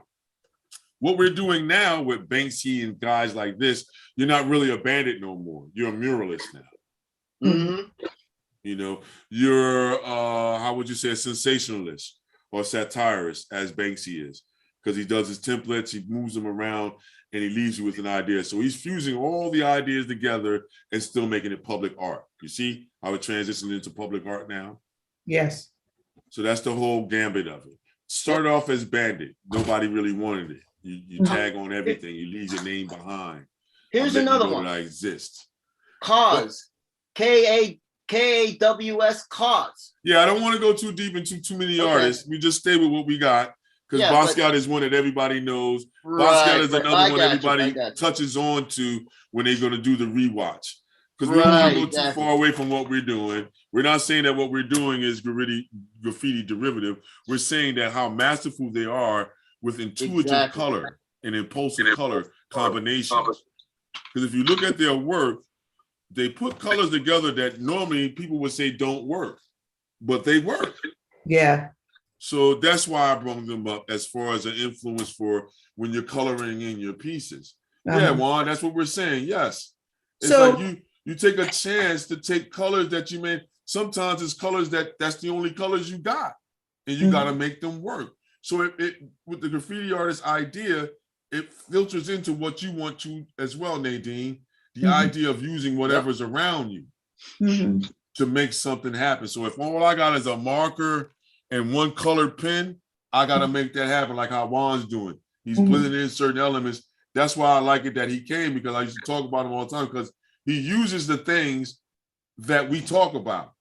Right. And then he's pushing it to a whole higher idea to express emotions and things like this. So then, yeah, that's why I always enjoy, you can take the simple things and make these complex situations and experiences. Yeah. Yeah, I find that the colors that Juan is using, I'm looking at mine and I was thinking, oh man, this color isn't working with this. And then I look at what Juan just put up and showed us, and it was just using a different color that, that's what I'm saying. You got to let your perfectionist go. That's what he's trying to tell you. Let it go. Drop it down. If it works, it works. If it doesn't, it doesn't. You think this is going to match with this? Hell no, but I'll make it match. Right. It's just taking the chance. So, put it in there. So I guess the reason why I asked you that about graffiti and tagging, graffiti artists and tagging, is because I'm looking at graffiti art like I was a year ago looking at abstract art. Yeah, saying to myself, idea. I don't get it. You know, well, they're illustrators. No. I don't have to get it. No. But do you see what I'm saying? You have to you have to understand the purpose. The purpose is the individual is trying to do a public piece of work that can be seen by all. That's what it is. Now, when it comes down to what Juan is saying, is like, you don't have to know what that artist's intent is. You just appreciate the artist's work and what they're doing.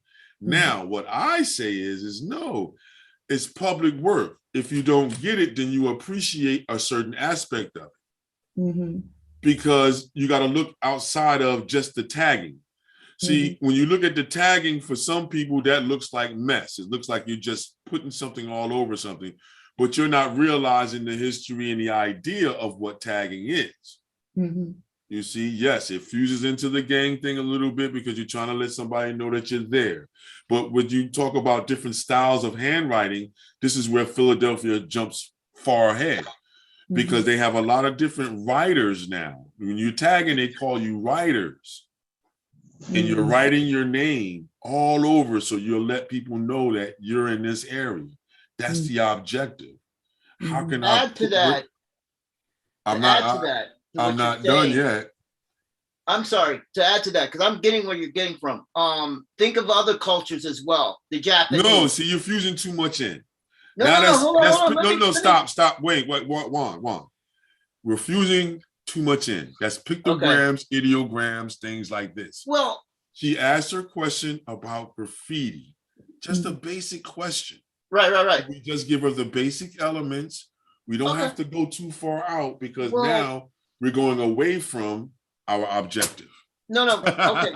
I just want to add a tidbit that we all know here. This is basic, just to the point. I'm sorry to interrupt here. Do you know the Japanese haiku and how they would just write without thinking? Juan. You know, that's what he's trying to say. Juan. That's all. Juan. All right, I'll keep quiet. The reason why I asked that is because there are a lot of people 50 and over that when they are going throughout the neighborhoods, they are seeing graffiti. Mess.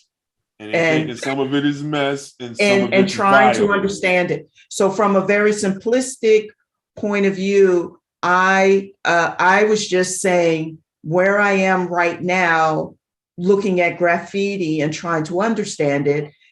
is where I was a year ago before Okay, let me I help met you out. Don. Let me help you out once again. There's different derivatives of every type of American art movement. Yes. All right, since we want to complicate the issue. If we look at graffiti art, Yes. graffiti art breaks down into different franchises. Got it. You have what you call a writer. The writer is the one that everybody has an issue with because they look at their work as being nothing more than messing up public property. Right. They're just writing a certain stylistic movement of hand movement to say a name of a group, and to keep it moving. So a lot of people look at that work as being messed. There's a beauty in that work, but it's hard for them to see that beauty, not unless you're narcissistic. The other graffiti work is where you're doing burners or full pieces, top to bottoms, as they call them. These are the ones where you see the nice lettering and everything else, the color blends, and you may see some cartoon characters. And you may see rest in peace to some people and things like that. Then you have the next transition, which is the transition into the mural arts idea. Okay. Because you have all these adjudicated use, you have this issue in Philadelphia. Philadelphia was one of the first ones to formulate it, to pull it into a whole program. So now you have all these beautiful murals all over the place. Now other cities started to look at the graffiti artists as being viable that way. And now you have all the graffiti artists from every city that has beautiful work now that's based upon lettering and caricature that expands from there. And this beautiful, intuitive, and impulsive color ideas that they all have separately. Some of them went to art school, some of them dropped out, some of them became graphic designers. See, in the graphic design world, if you look at your box of cereal, it looked one way, and then after the 70s, it started to look another way. But that's because all these graffiti artists that were going to school were getting jobs in these graphic design companies. And then now the lettering changes on everything. And if you go back and you look, you can see that. So you have different tiers of this graffiti idea that goes all the way from just the bandit, all the way up to the muralist. Just to help you out with it. Now, when you're seeing the words, don't let it, I mean, I know it's bothersome, but it's still a creative process. That's the part you're not liking. Because you haven't said that you don't like the ones with full color. Yeah, and why is that? It's because of what I just said. The writer, there's a difference between the writer or the tagger writer to the burner, top to bottom person to the muralist. Okay. These are the derivatives. Every city has their own writing form. You know, derived from Philly, you had a serpentine handwriting movement, all these different things. Just understand that that's the franchise that you're having an issue with, but it's the purpose of it. I'm letting you know I exist when you don't want me to exist. And that's what you're seeing. So now you can help out the others that may have an issue with it when you're walking around with them. They may say, oh my God, look at this crap that they're just putting everywhere. I wonder why they do that. Now you can tell them the purpose. You know what I mean? And then now, you know, you can possibly find a young man and say, hey, do you do top to bottoms or do you do murals? Well, what if we let you do a mural here instead of just putting your name there? And that's how this mural arts thing goes. So yeah, we don't want to go too far off into all these other extremes. Just the basic idea. All this other stuff is fused in based upon other areas, how other artists think. They're going to fuse in their own experiences into everything. They're going to fuse in their own historical ideas from everything, from where their derivatives they got it from and their likenesses. So to stay away from that, the basic idea is just know the derivatives, Nadine. You have taggers, writers, you have burners and top to bottom people. That's the stage where you're just doing the letterings and everything. Yeah, well, that's what we talk about. That peach colored thing in the right there near the nostril and the lip. With the highlight of the orange. That's a highlight of orange there. Yeah. You remember Nadine? So I told you can use a highlighter. I told you he's one of the guys that use highlighters very effectively. Fabric markers. Yep. Wow. You see? So he proves the point that you can use the stuff around you to make something happen. Mhm. It's all up to you which way you want to go. You got to let go of the closet perfectionist, beat up that person real bad, get him out of there, him or her, get that closet perfectionist out of there, and then have the experience. Just never be afraid to have the experience. And the way I say it is, fail miserably, fail all the time, because the person that's failing is learning. Yeah. When it comes to creativity, that's the hardest thing to show people. The kids over there at Abington, that's the hardest part, because they're all smart, and shit. They don't know how to fail. They're like, what's failure? You're like, what do you mean fail? The kid looked at me, he took his glasses off and said, what do you mean fail, Mr. Dar? I'm not failing. What do you mean I want to fail? I don't want to fail. I didn't come here to fail. I said, whoa, big guy. Calm down. You know what I mean? I said, so you think every drawing you're going to do is going to be perfect from the gate? This young man tried to say, yeah, and you know me, I put the challenge in. And he got very, very frustrated. He had to take a walk. He came back, because I let him know it's not school. So if you get frustrated, I'm going to treat you like an adult. Take a walk, go to the bathroom, splash your face, curse yourself out outside, and come on back in. You know what I mean? Come on back in. Let's get it together. Keep working. Persevere. Persistence. Let's go. Don't let it get you. You get it. And that's all it is, Nadine. If you're able to do that and deal in replicas, repetition. If you're a repetitious person, you're okay. You don't mind failing. Oh, I'll get it on the next one. I'll get it on the next one. You know what I mean? Or you can be like me and Juan. You do a drawing, you throw it to the side, and you start something else and forget about the other one you did. Right. You know what I'm saying? So yeah, my thing is fuse everything in. But you know what I'm saying? When it comes to these things, Juan, overload is always sitting right there. And the next thing you know, you have an overload. I wish I had an overload button where you can see when somebody's overload on their camera. It starts blinking. Uh-oh, they're about to blow. Watch out, Nadine. Right. Ooh, wow. Yeah. Just don't crash. Yeah. That's what I'm saying, Juan. That's what I'm saying, man. I know, just don't crash. Only do enough. The hardest thing about art, and we both know this, Don, is when to stop. Yeah, I don't know when. Thank you. Neither do I. That's our problem. We don't know when to stop. You know what I mean? I get started, and that's when I don't know how to stop. You know, I don't know how to stop, especially when you have your private work that you're working on. Like it's easy from instructive work. It's easy to break away from instructive work. It's hard to break away from your own personal work where you're trying I'm gonna show you a structured piece of work that's a pain in the ass. I hate doing it, but I do it. Okay. Suppose it's in my sketchbook, my mural ones. Okay. If you don't mind looking at this, ladies. Well, so is it going to be perverted? Hold on a second, Juan. Is it going to have any perverse things in it? Because no. about the retake. No. It's completely safe. I wouldn't do that. Okay, cool. Go for it then. Go for it. Safe, you don't safe mind, for right? work. No, I know better.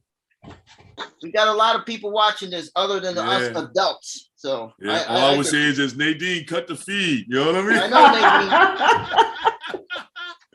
And I would have called you on the line outside of the phone. Like, come on, man. Okay. We can't do that one. See that? Yeah, we see it. Okay, that's very structured. I love doing it, but sometimes it constricts me, and I feel like I'm supposed to make everything look right. I'm supposed to I did a little jazzy thing on that, but this is more representational, where I'm actually copying off of an image that I took off of line. And it hurts like hell when I'm done. The results are nice, but at the same time, I'm frustrated because it's not the way I want it to be. Right. So you got to keep searching now. So doing this little piece right here, I don't care how it's going to look at the outlook. Right. It's creating itself. Right. This to me is a lot more sophisticated than this structured shit right here. Excuse my language. It's okay, Juan. Okay? We're all adults over 50. We're all impulsive. It's just for the public and for the the youngsters. So parlez-moi français. I say it that way. Okay. So what I'm saying is like, it's frustrating when you're trying to look for perfection and trying to make things that you may think look right, but it's not always that. Sometimes the perfection is in these crazy little anecdotes that you put together from your mind. And you won't see it right away, but like after like 5 years, you're gonna be like, wow, what did I do? It may be tomorrow morning. It's a long time. Like a lot of times I tell people, you may close it up, put it down, and tomorrow morning look at it and see something totally different. Exactly. So, you know, that's why you always got to be open. That's why perfection is a lie. Repetition is the truth. Yeah. It's always that way. You know what I mean? And what, Nadine, it's 11:43. I think we can, wow. You know, if you would want, we can shut it down now if you want. I think that's enough information. What, Ms. Paulette, you have any other questions about this? No, I think I'm gonna leave my background like it is, where I just color. No, do your thing. That's the whole thing. You leave it, Nadine, whatever I you want to see what made. you're working on. Show it. Yeah, I was gonna get her, but yeah, you got her first one. There it is. Nice. All right, yeah. Nice. Yeah, you're gonna leave the young lady in black and white? Yeah. And just put the color around her then. Yes. Okay, I feel you, Nadine. See And what you done did, Wayne? You know, spawn. See what you did, Juan? You spawn some craziness in here, man. That's the whole idea. There it is. There it is. Listen, thank you, Nadine. Thank you, You're welcome. Paulette. Thank you, the incredible Don Stephens. No problem, homie. You know the deal, man. Incredible Don Stephens. I'm gonna say goodbye. Okay. And this is the result of the class. I did a little piece. Thanks to everyone. Thanks, Juan. Hey, yo, Juan, if you could take a picture of it and put it on our Facebook page. Yes, we appreciate it. We want to keep inspiring other people to have these creative moments. You guys inspired me, so I wasn't planning on drawing until I saw you draw. I said, what the hell? I might as well do drawing. I'm not just going to look at your work. Yeah. I might as well Right. I saw it in your face. I knew you was going to draw. That's why I kept quiet.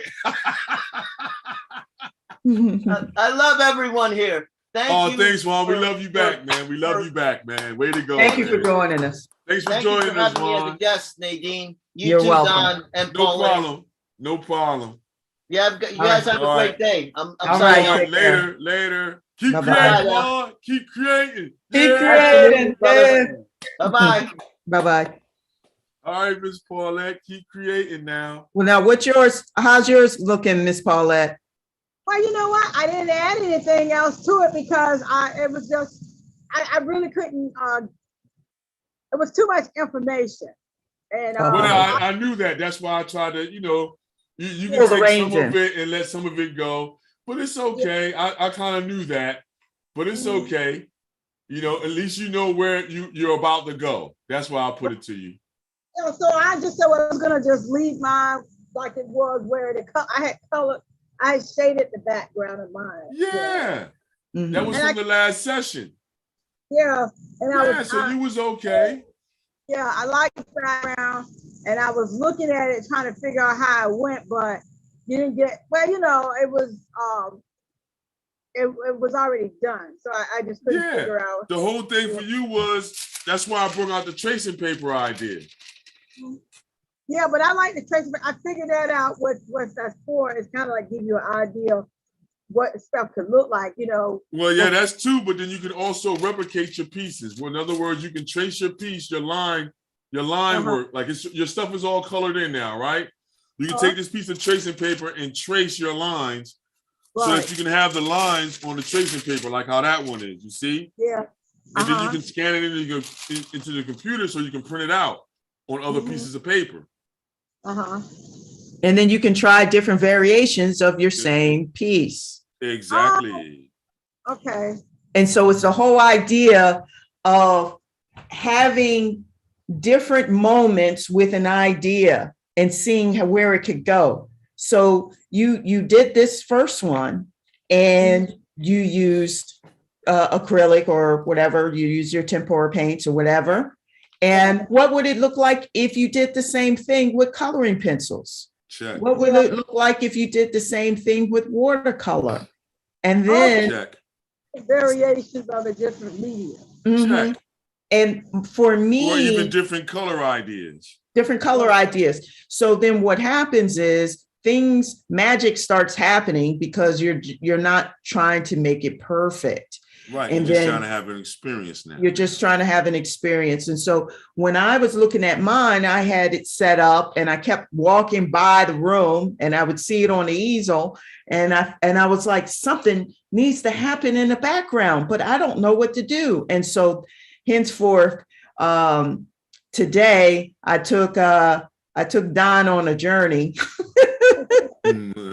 of what to do in the background, which is, I think a lot of young, when I say young at heart artists, might be thinking about when they draw a picture. They'll draw something, and then it's like, but I feel like it needs something to bring interest. And this was the approach today, which we started off with Don just saying, take a Sharpie and start drawing squiggly lines in the background. The lines that we talked about already from previous other projects. And these are things that these are approaches that we have used in the past in other videos. And then breaking up the space and then having moments with colors that we have chosen. And we chose having moments with the color that you can strategize. So it's not just that you put the color down and you say, well, I don't know what other color to put. Use the color wheel idea that we talked about. Find your color on the color wheel and go directly across and see what's across from that color that you're using. And then see if you want to use the opposite. Okay.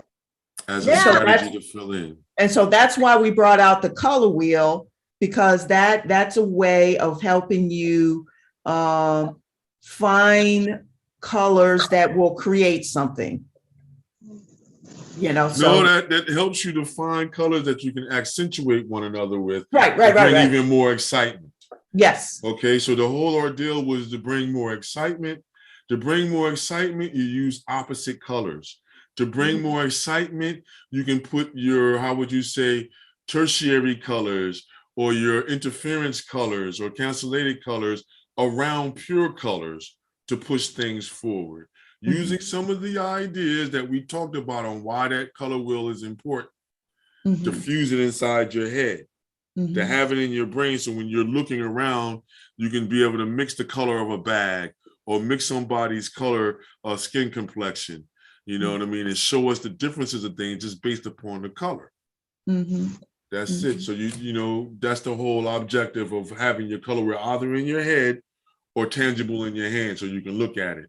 To challenge yourself. If you run into a roadblock or a stump, you're saying to yourself, if everything is mainly blue, then what other colors can I do to bring excitement? The opposite of blue is orange. Well, let me see on both sides of that orange, the opposites of what I can use and what they would look like. And that's what you're doing to pull yourself out of the stump of not knowing what to do. That's it. All right. And the main thing is after that is to keep creating. Yes. And try to use all the suggestions in each product and project that we do. You just be willing to explore with each idea. And I think, I think the use of the transparent paper is a game changer. Yeah, that's an illustrator's thing. Whatchamacallit used to do that. Norman Rockwell used to use that a whole bunch. Different illustrators, book illustrators use this idea. Being an illustrator and being a painter, we haven't really talked about. An illustrator used ideas like that because I'm just trying to worry about my skill and getting to a good finished product. The painter, I'm more emotional. Maybe I wanted a more emotional effect. Can you fuse the two together? Yeah. But, generally speaking, that's what we've been doing. When I talk about the binary code thing and blending that in, that's being an illustrator painter. You see, you're able to take the materials and yield a certain result. But then the painter side is saying you're able to give us an emotional or expressive value. You see? So that's the whole thing with it. And using the tracing paper is one of the elements. There are a lot more ideas we can use like that to help save you in, what you think is a failure.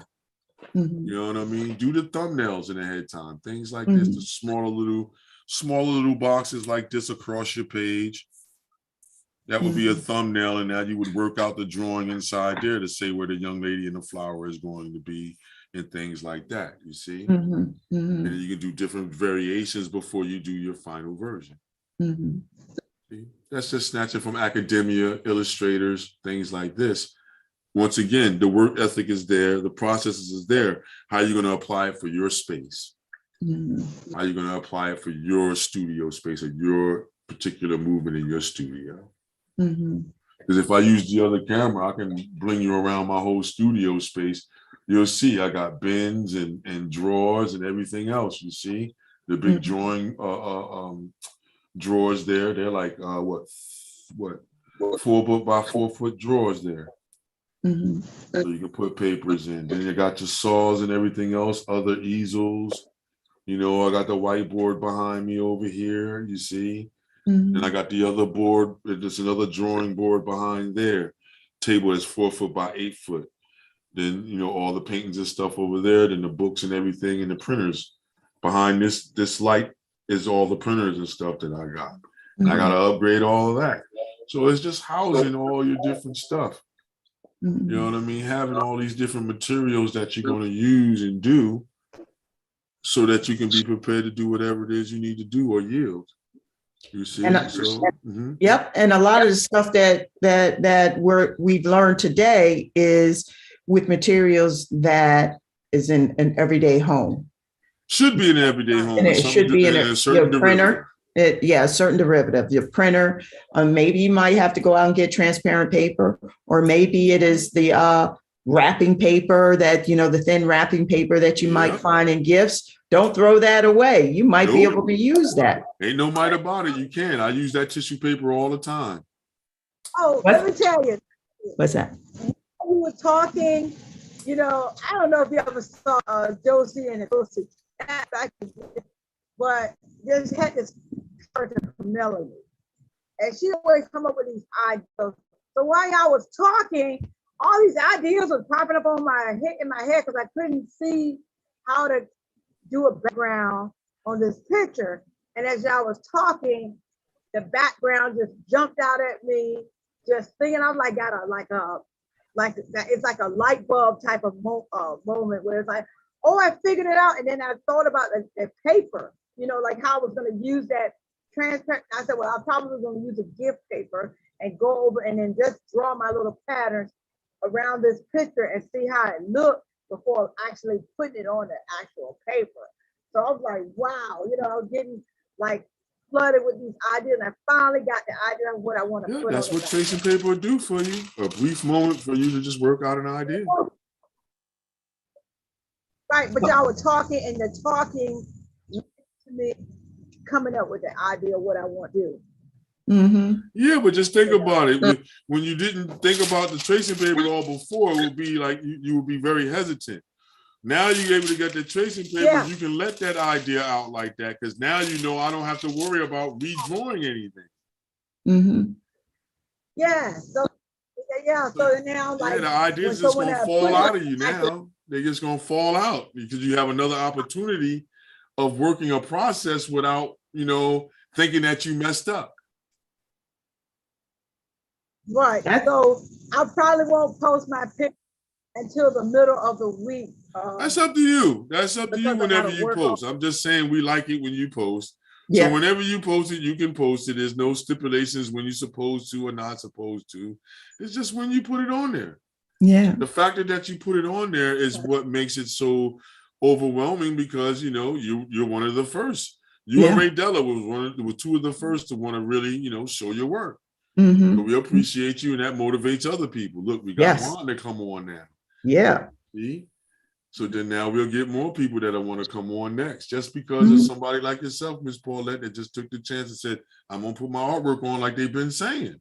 And that's all we ask for. And the more we do that, the more confidence you get to as well. And who knows what you're going to be doing in a couple of months or a year from now? I don't know. Yeah. Yeah. Your work may expand to a whole nother level. Who knows? Whole But you nother started level. off with you started off with Nadine and Don Stevens. So Mhm. hey, all I'm gonna say at 11:57 is keep creating. Keep creating. Yeah. You see, I can't get into this camera, you know what I mean? Yeah. So Yep. you know. Yep. Well, everyone, thank you for joining us today. We're so glad that you joined us. If you're joining us in the rebroadcast, please leave a comment in the comment section below. We appreciate you. You are part of our art fam, and we want to keep you creating every moment you get. That's right. We look forward to seeing you again on our next event. And if you get your t-shirts soon, everybody. We need everybody to get your t-shirts so we can see you with your t-shirts on. Get your t-shirts. I ordered a mug because I felt like I had to have a mug. So yeah, that's next. I'll do that next, Nadine. Yeah. All right. But it's all about spreading the word, having a pride, and the fact that you're creating, and we're creating as a community together. It's so much more fun when we're together. You could just see, the energy today was explosive, especially with Juan joining us. So happy that he was able to join us. Thank you, Juan. Thank you to John C. He also was watching us. I don't know if he's still watching us, but yeah, he was in the Facebook group. Yeah, that's John. He's another muralist too, as well, another artist. Yeah. And I am going to be taking a second look at the graffiti that is all around from this experience today. Yeah. And a couple of artists that's on the list are graffiti artists, Nadine. That's why I brought it up too. Yeah. And the thing, and there's so much happening, especially in Philadelphia, but also even when I went to California, I'm trying to think when I was in Hawaii, did I see graffiti? Oh yeah, you definitely saw it out there. But I saw a lot, which a lot more than I expected, and which said to me, there's a lot going on in the world. Yeah. And graffiti people is are one of those things expressing. that that's the whole thing about graffiti. It's not that you had to go to art school or nothing. You had the impulse, you just started doing. That's what that whole thing is about. And it happens anywhere where people don't have a lot. So they're going to take less to make more. So I am actually going to be more open to understanding that aspect of expression. Just know the differences. When you see just the black and white lines and it seems like it's messing up the wall, that's a writer. And a writer's whole objective is just to tag up the area with their name. So that's the contingency that a lot of people have a problem with, the writer. Not the burner or the top to bottom person. That's what's going into the mural arts. You see what I mean? So that was that adjudicated youth for that reason. These are kids that couldn't go to art school, but they want to do art. Okay, they're using the walls. Let's have the mural arts where we get them off of that and we give them the supplies and get the homeowner to want to, or the person that owns the wall to want to donate the wall to our services. That's what happened. You know what I mean? So now you get more beautiful murals rather than just tags and burners. Now, what was that you said, Miss Paulette? Because you were breaking up.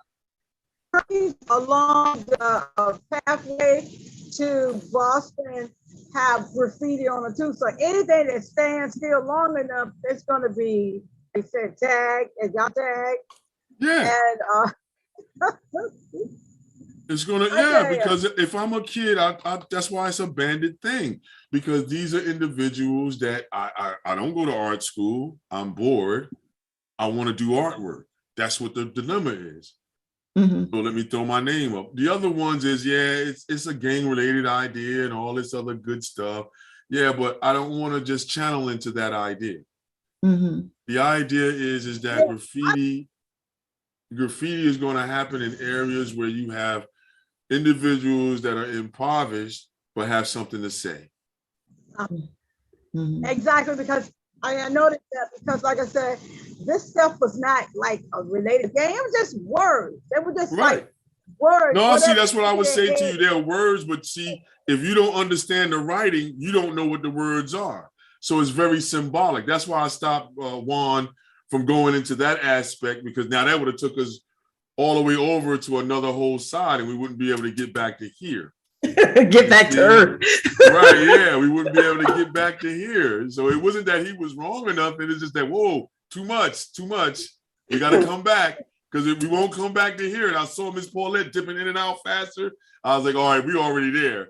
Miss Paulette is like, I'm done with all of that now. You know what I mean? That's why I was trying to pull him back. He's very prolific, though. But Juan, sometimes when he goes in, he'll go in, man. So on those other situations, like for the ideogram and pictogram, he would have been perfect for that one. But he came into this one, which is all cool. But just to pull him back, you using all elements in graffiti. Mm-hmm. It's not just one element. The whole thing is you're using anything at your disposal to leave your name behind, to leave an image behind for the public to feel happy, or you want to tell them about somebody that passed. This is how graffiti start. Or you want to tell somebody about your love. I love Sandy, or I love this person. This is how this stuff starts off. You're in an impoverished area. Let's put it to you this way. Have you ever seen any of the elite structure have kids or anybody that would start off just doing graffiti until this era? No, because graffiti was looked frowned upon. That's low. Lowbrow. Yeah, you don't do lowbrow things. So no, you go to art school if you want to do art. That's what it used to be like. Mm-hmm. But then the graffiti artists started showing what? Talent each year. Mm-hmm. And then they approached the art schools and they got in, right? Mm-hmm. And now they took the ideas from there, and some of them dropped out of school because it was for whatever reason, and they took it back to the streets. And now you see graffiti go to a whole nother level. Mm-hmm. You know, so then now they turn into muralists. But the whole key is that it started off as a bandit thing. Everybody has an issue with the writer tagger aspect, because it seems like you're just putting up things to defile the area. You're not really trying to beautify anything by just scrolling your name all over everything. So that's why I knew what angle you was coming at, Nadine. I knew that, because that's a growing problem when you speak with when I speak with the elders and the elder centers. Well, Don, why do they do that? I said, well, why did you do certain things when you was younger? You know what I mean? Why did you continue doing things? So some of them got good enough. They continued on. They understood the cans even more. They put it on the trains and they took it further. You know, there's a lot of different contingencies in it. Just know that it started off that way. Whoever was first was whoever was first. It's still an artwork of the people, the bottom line. That's what graffiti really is the artwork of the people, derived from the people, wherever they're at. Because I could take you to New York, it's different. We can go to Chicago, the graffiti is different there. I take you to California, it's different there. I take you down south to the Bayou, I take you to Mexico, it's different there. I take you to Florida, each outlet, the graffiti is different. That lets you know it's based upon the experiences of those people, but the bottom line of it is the same throughout. It's systemic. I'm in an impoverished area. I have to express myself. That's it. Wow. And that's a wrap. That's it. You know, all right, everybody. We're going to close this session out. Thank you so much. Thank you for joining us today. We hope to see you again next time. And remember, keep creating. Yay. All right now. All right. Thank you. All right, Miss Paulette. Have a good one. Keep creating. Thank you.